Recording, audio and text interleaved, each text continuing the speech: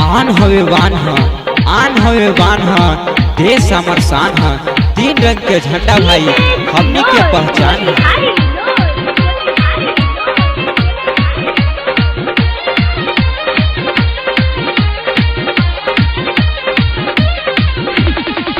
अब की न बचबे पापी दुश्मन मुदैया एहर बेर काटल जइबे ना।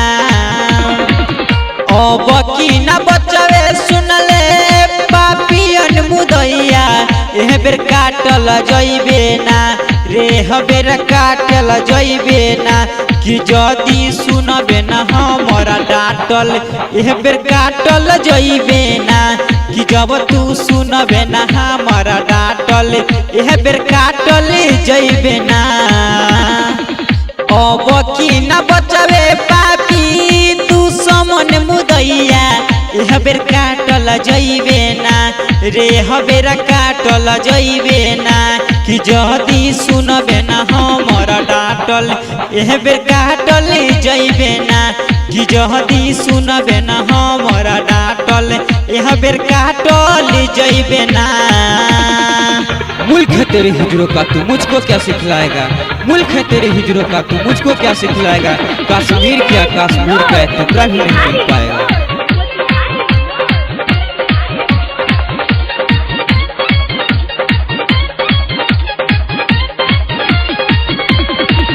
बमयौरी तो चली चली लाठी भाला बचबे नायब की पाकिस्तानी सुन रे साला ना बुझबे।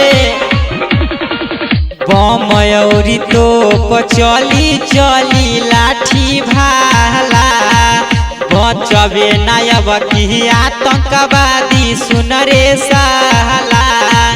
बोले तू हमनी से चोरी छुपे लड़बे एह बेर गांजल जइबे ना। रे एह बेर काटल जइबे ना। कि जदी सुनबे ना हमरा डांटल एह बेर काटल जइबे ना। कि जदी सुनबे ना हमरा डांटल एह बेर काटल जइबे ना। खून भरी है आंखों में खून की नदियां बहा देंगे। खून भरी है आंखों में खून की नदियां बहा देंगे। कसम हिंदुस्तान की पाकिस्तान को मिटा देंगे।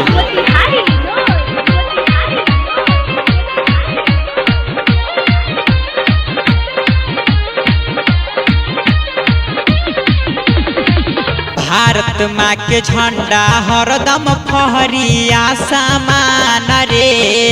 बात नाही मानवे खींची ले हब तोहर चाम रे बुझले।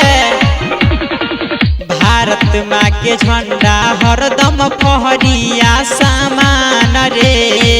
बात नाही मनवे खींचब छतिया के चाम रे।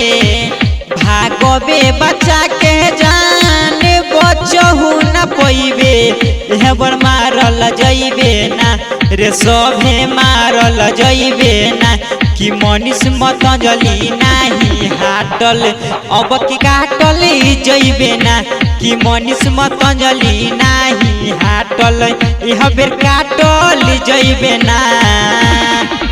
अब की न बचबे पापी दुश्मन मुदैया एह बेर काटल जइबे ना। अब की न बचबे सुनले पापियन मुदैया एह बेर काटल जइबे ना। रे हबेर काटल जइबे ना। कि जदी सुनबे ना हमरा डांटल एह बेर काटल जइबे ना। कि जब तू सुनबे ना हमरा डांटल एह बेर काटल जइबे ना। अब की न बचबे पापी दुश्मन मुदैया एह बेर काटल जइबे ना। रे हबेर काटल जइबे ना। कि जदी सुनबे ना हमरा डांटल एह बेर काटल जइबे ना। कि जदी सुनबे